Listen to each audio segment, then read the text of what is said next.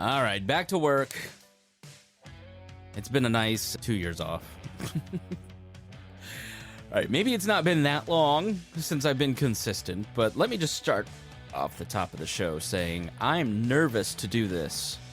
I'm nervous to talk to all of you patrons. I'm blessed. I think it's... Oh, I didn't even fade that out. See, I'm so out of practice. I have not been podcasting regularly, which I'll talk about briefly here, and then we'll get to some stuff. But I remember sending an email in November to the folks over at Young Voices saying, hey, I'm going to be taking December off. I'll get back with you in February. And I think I had shows. I had done so much content in September, October, November of last year that it all aired basically until like late March. I had so many pre-recorded shows. And I was working on a special project, working on my podcasting business, trying to get things going. We have had a pretty tough year at the house, year and a half, really. Really, since Reagan and I got married, it's been tough. Not that our marriage is rocky, but just that we have a lot of external stuff. We've got, since this is a Patreon show, I'll tell you, we've got a lot of stressful stuff that goes on with my stepdaughter's dad, and cost a lot of time and money and emotional stuff, and then 5 miscarriages till we had Matthew, and then we had Matthew, and just getting adjusted to our home life. And man, it has been a rocky, rough 2 years here at the Spangle household, and I've gotten really out of practice in doing this. I was very consistent last year with content. I think I put out, I don't think I missed a week last year. Making sure that I was putting out shows into the feed. I don't always think that it was topical. I don't always think that it was good.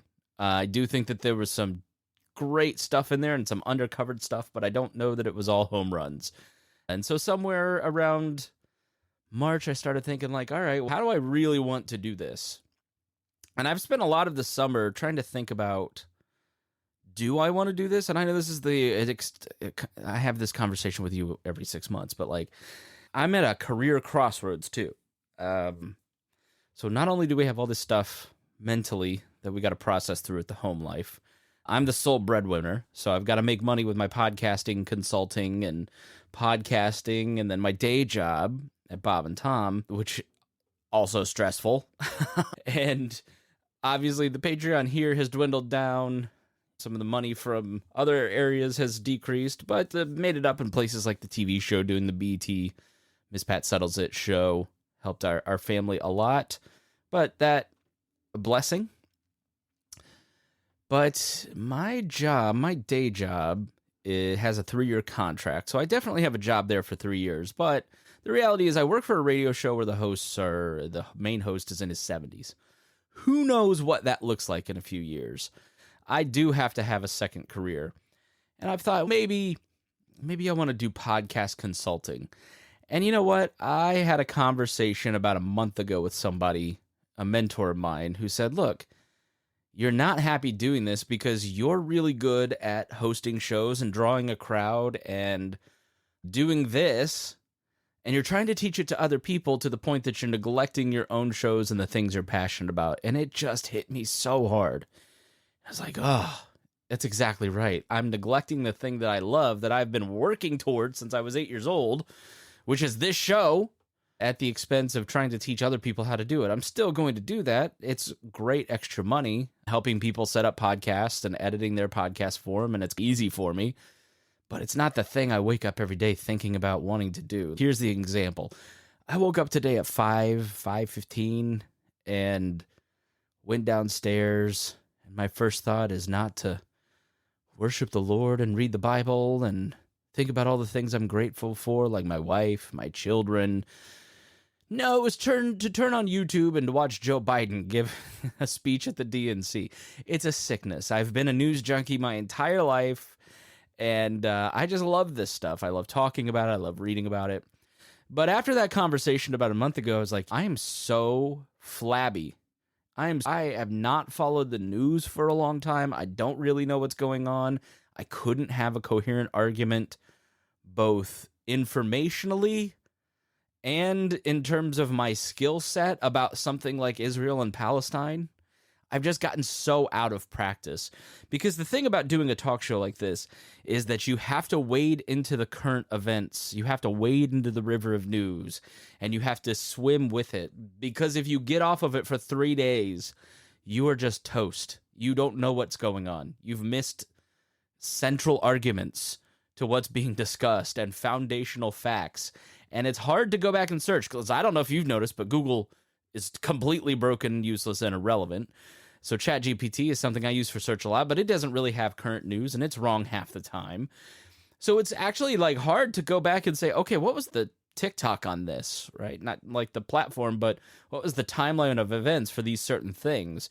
Because there's just so much going on. So I've spent the last month wading back in and reading and trying to get back in the habit of getting myself informed on things. And what I found over the last 3 weeks is getting to this point where I'm talking to you about the news I've been super procrastinating, intimidated. Now, I don't know why. I have no idea why.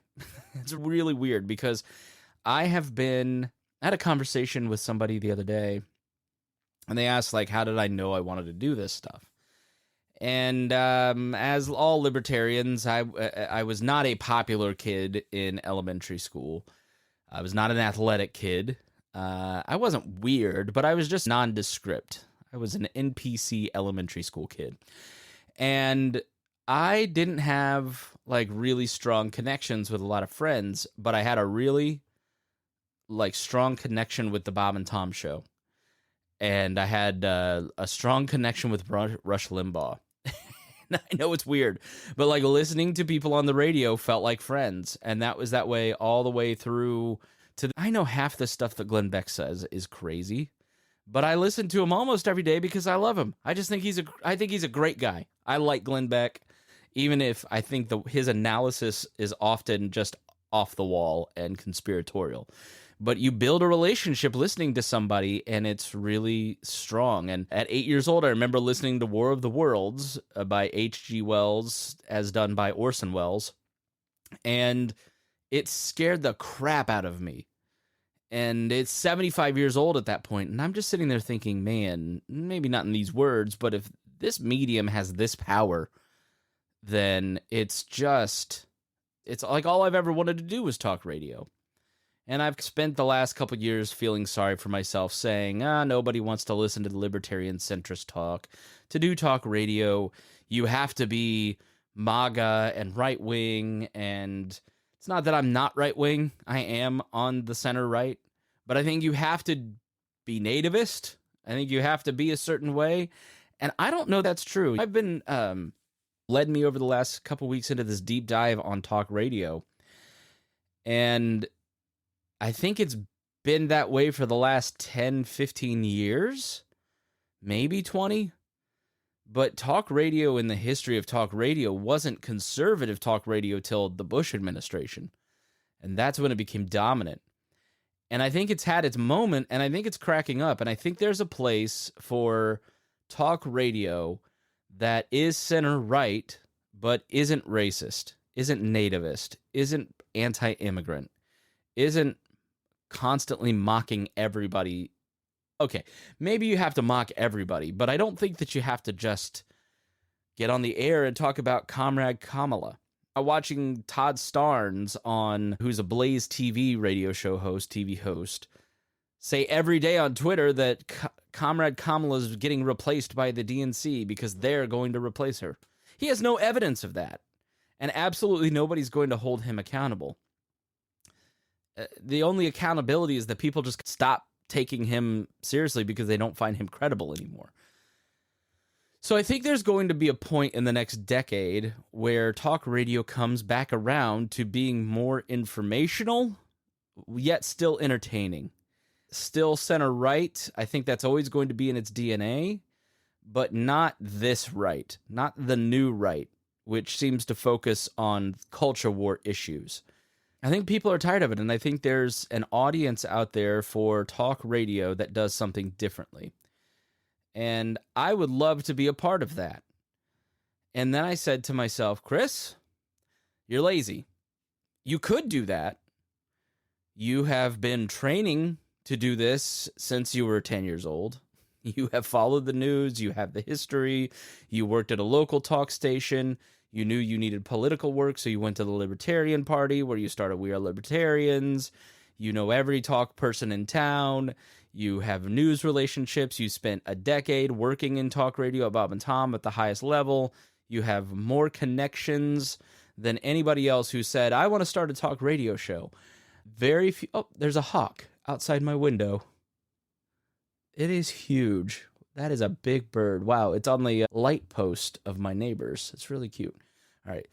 But if you said, I want to start a talk radio show, you wouldn't have half the advantages that I've got.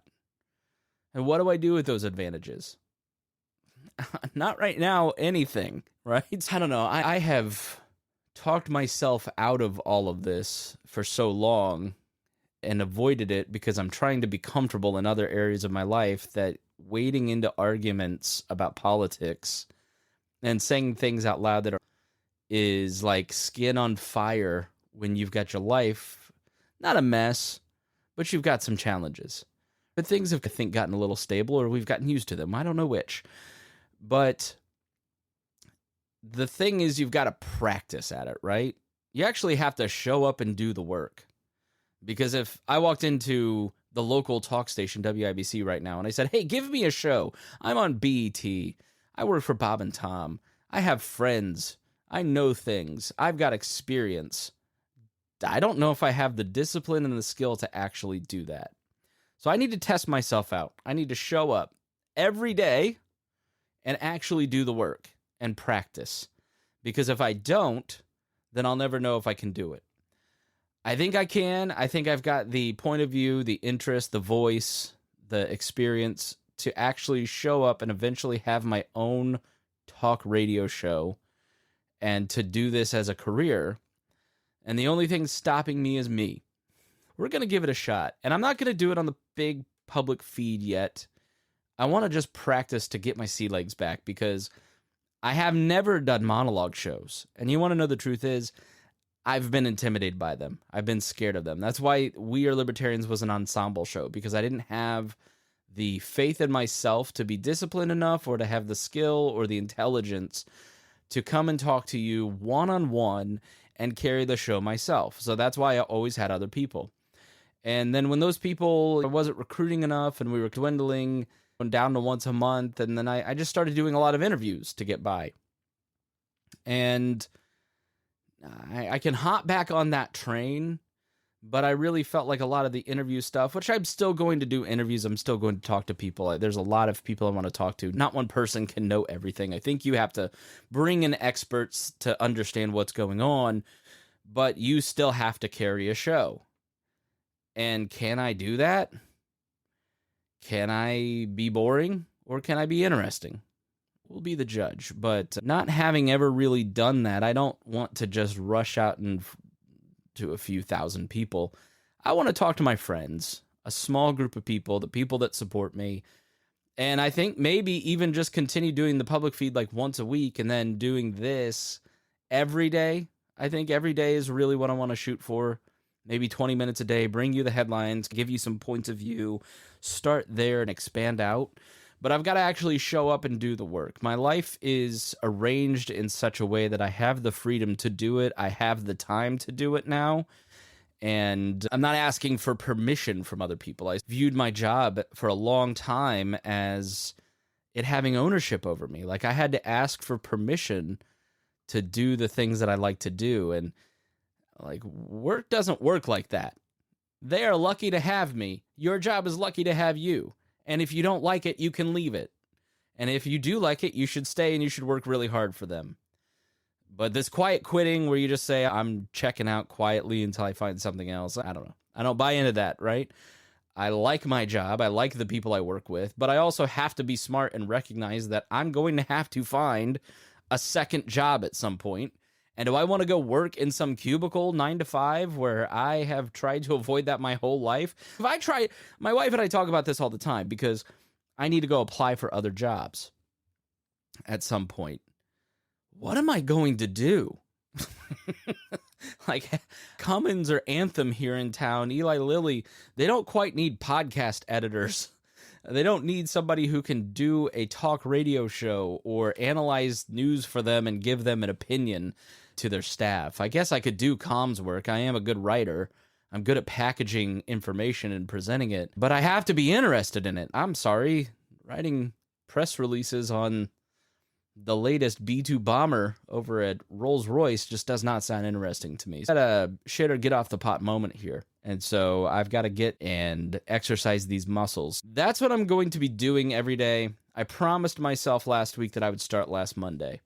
And then I overthought it, and I talked myself out of it. And then this weekend I was like, you're doing it. You've got to do it. We're going to do it Monday. And then Monday came.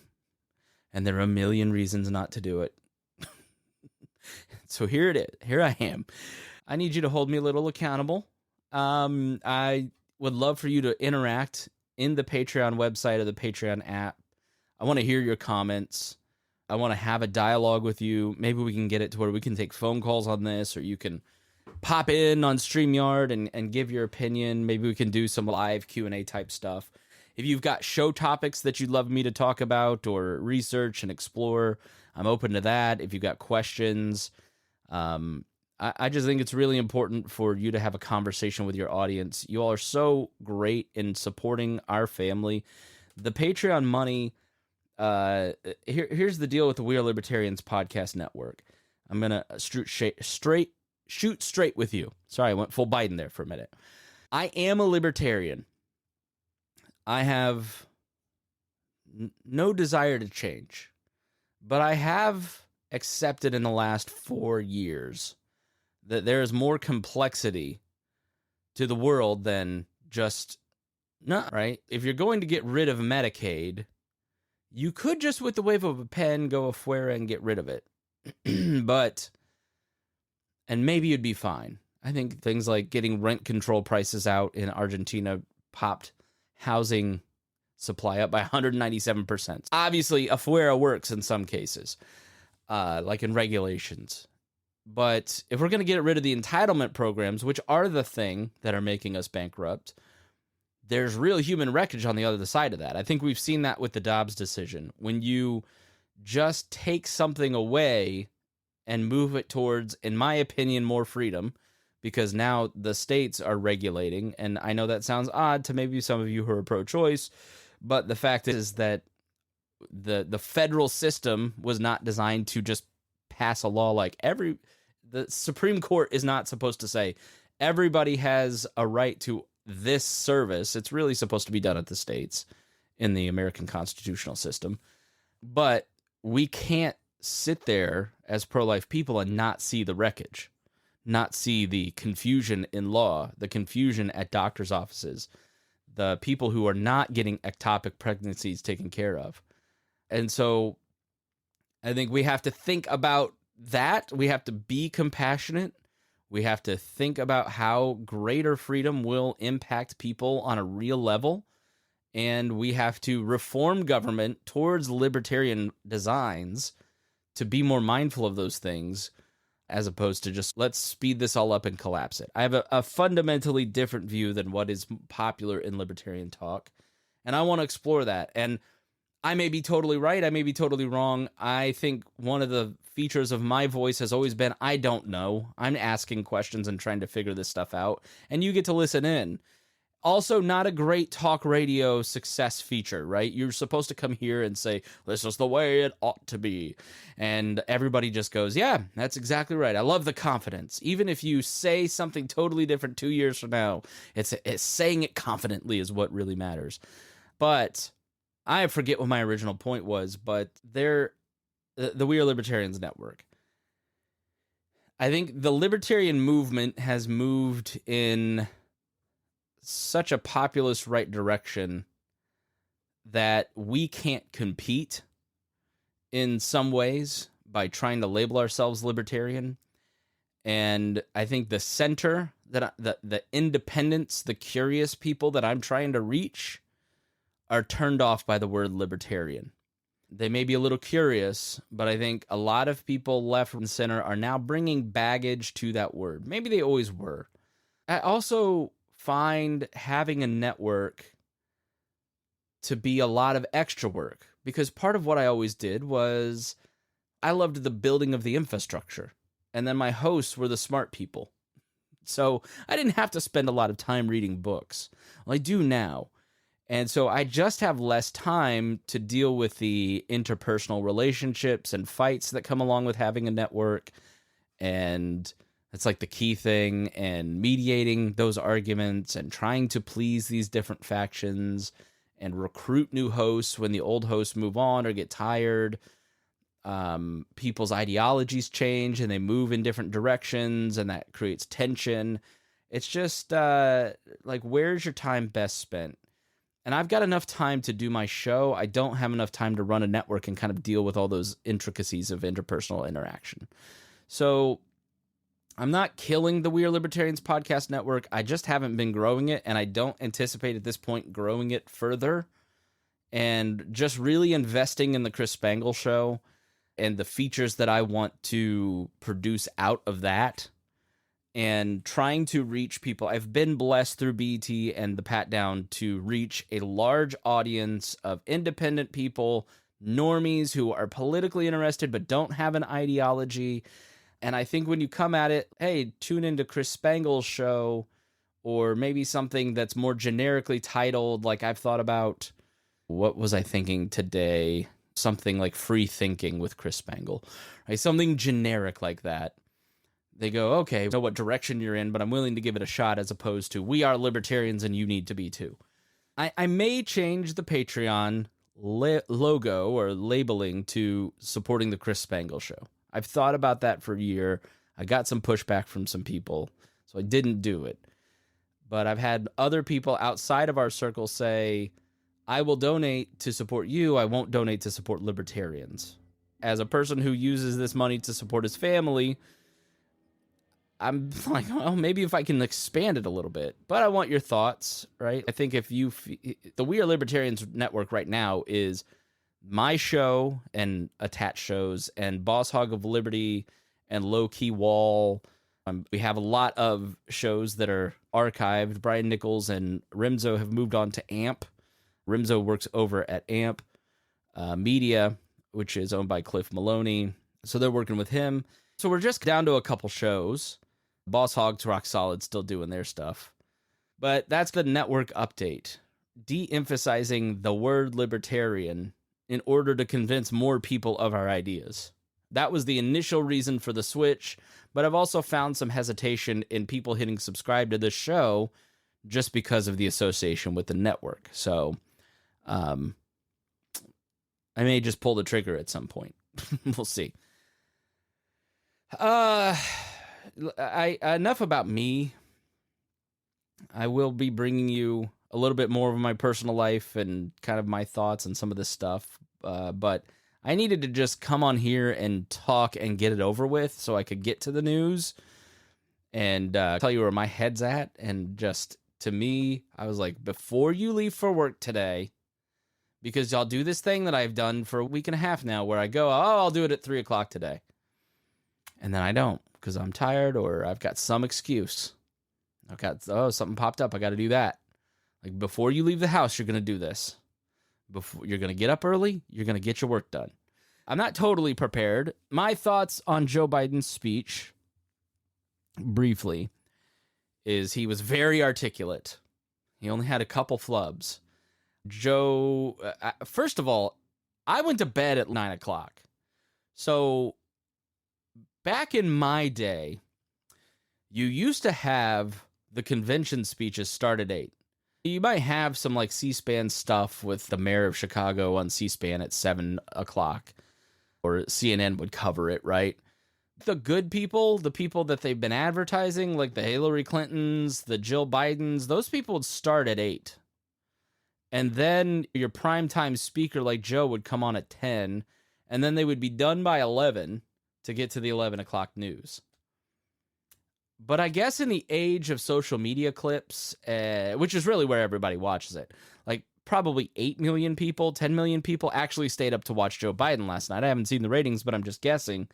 But then millions of people will see clips of his speech, Hillary's speech, all that stuff. I'm like, if I can't stay up, then Joe Biden can't stay up to get to the speech. But I'm like hanging in there thinking, all right, well, Hillary's going to start and then Joe will start. I'm like, this is not going to go on. I'll just watch it in the morning. It was really interesting to see him come out. I think if you are a Democrat, one of the principles of the show is that we take everybody seriously. And I think if you're a Democrat, you now have a lot of affection for Joe Biden. I don't think that was the case like a month ago. I can't believe how much more excitement there is for Kamala than there is for Joe. I just watched this Frontline documentary about Joe Biden and his background and his decision on Frontline through PBS on their YouTube channel. It was really good. It was really interesting. A lot of stuff I didn't know about Joe Biden. The poor thing. His dad was like really wealthy in the 20s and he lost it in the stock market crash. So he always had this big chip on his shoulder. And you really get a sense in that of Joe Biden has deep insecurities about his own intelligence because his stutter always made him a target as a kid. And you go back and watch his first convention speech when he gets elected to the Senate at 35. And he's like, I'm a big deal, and you're about to all know who I am, and you need to listen to me. And it's just like pure insecurity coming out. But he's just a very defensive person, very insecure person, very quick to anger, quick to defend himself. But he came out and he reveled in the love that he got from Democrats because he's giving them a chance to win this race. He wasn't going to. And they must have given him a standing ovation for 3 to 4 minutes. And then his speech was largely a recitation of the ways he was a great president. So if you're like an insecure person who's always trying to explain yourself, then you are understanding of other people who do the same thing. So I watched the speech. I'm like, this is just Joe trying to tell people how great he is and all the good things that he did. And it was funny. There were points where he's like, what did he fix? Like fought the drug companies and beat them. And then he still has to fight the drug companies. And there's all these things where he's like, we achieved this and we've fixed this problem and we still need to fix the problem, which I think is always the problem with Democrats is there's never a sense of we have achieved and so we're just going to leave it alone. There's always another thing they need to do, another intervention and trade-off that we need to explore, which is why people go, all right, enough taxes. I don't want to pay 50% anymore. Let me get a little drink of water here.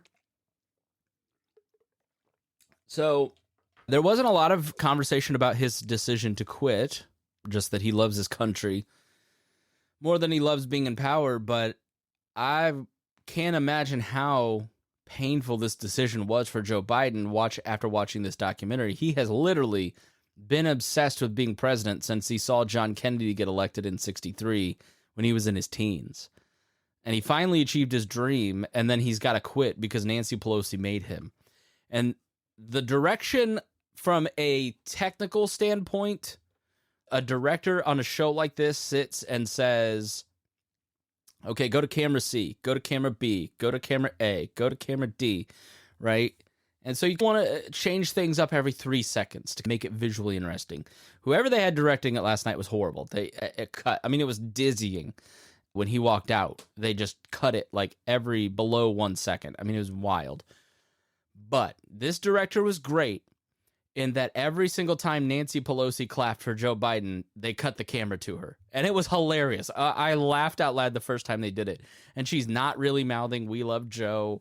Because if you don't know, Nancy Pelosi is the one that knifed him in the back. It was Barack Obama and Nancy Pelosi that went around. Nancy Pelosi went around calling people and drumming this up. Like when Trump got shot, they could have just dropped this. They could have said, no, let's move on. Joe's our guy. But they didn't. Nancy Pelosi kept that drumbeat going in the media and eventually got Joe Biden out of the race. And he's rightly hates her guts now. But it was funny that they kept cutting to her chanting, "We love Joe." I didn't get to the very end of this. It was 50 minutes long. I had to just go eat something and try to keep it down. But it was probably not worth watching if you haven't watched it. I don't think and the reaction on Twitter today was like how, it was so ridiculous and he stuttered through it and he was terrible. I didn't find that to be true at all. But it was very emotional for Democrats and for Joe Biden, for sure. No great insight for you. I think things to watch with the DNC convention is what kind of messaging comes out of it. I think the problem with Kamala Harris is she doesn't really have a message. I think she's a lot like Donald Trump. She doesn't really know what she believes. She's a pragmatist that leans left. And so if she can get away with further left policy, she's going to do it. But if it means maintaining power by going right, then she's going to do that a little bit. And a lot like Bill Clinton, but doesn't have the political gifts of Bill Clinton, who could master a speech, who could master a press conference and bend everyone towards his will. Barack Obama, I think, was much that way too. She's very weak in off-the-cuff interactions, which is why they're limiting a lot of this. This is stagecraft. I think the Republicans did this really well in their convention. America is great, and we're going to keep it great. And we love this country, and no one loves this country more than Donald Trump, and he's going to help you afford food again. And it was greatly crafted as a theatrical piece overall until Donald Trump actually got out there and started speaking.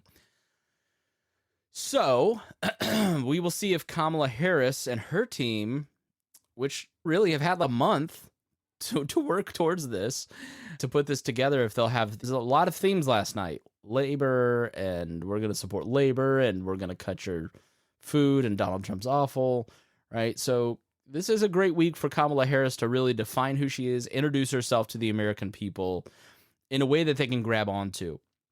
You and I are politically interested creatures. We follow this stuff. We're interested in this stuff.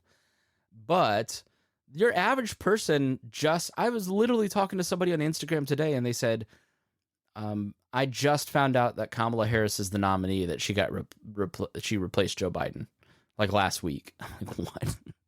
So she said she only gets her news from my Instagram feed, which is crazy.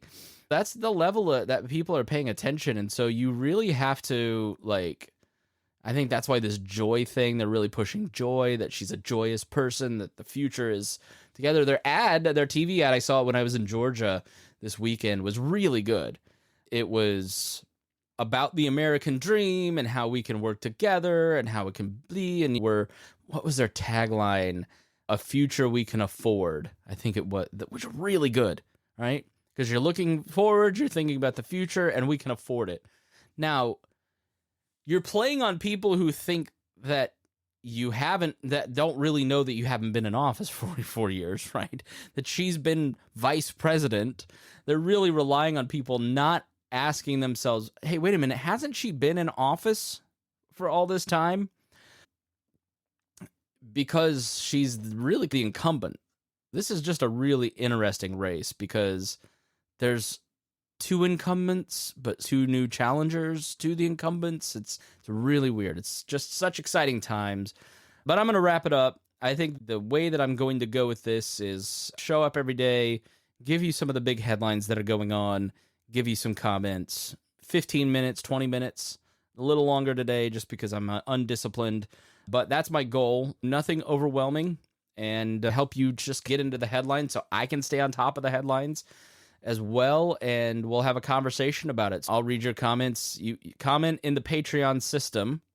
So if you download the Patreon app, you can comment on our stuff and leave comments, and then I'll bring those up the next day, and we'll have a conversation that way, at least for now. All right, thanks so much for being a patron. Thanks so much for supporting the Spangle family, the We Are Libertarians podcast network, and everybody here. You guys are awesome. And hopefully we can bring you some more value out of your subscription. And if you would consider upping your subscription, that'd be awesome. Or telling people about the Chris Spangle Show, that'd be great. I know maybe it's a little premature. I need to earn your trust back, considering I haven't been so consistent. but I plan on doing that. All right, we will see you tomorrow. Thanks so much. You know what I should do, actually, is... All right, that is it for today. Thanks so much for joining us here on the Chris Spangle Show. Thanks for being a patron. Please consider upping your subscription, continuing your subscription, telling people about this daily news program. Oh, there we go. Oh, isn't that nice? And we will see you again tomorrow. Stay tuned here on the Chris Spangle Show.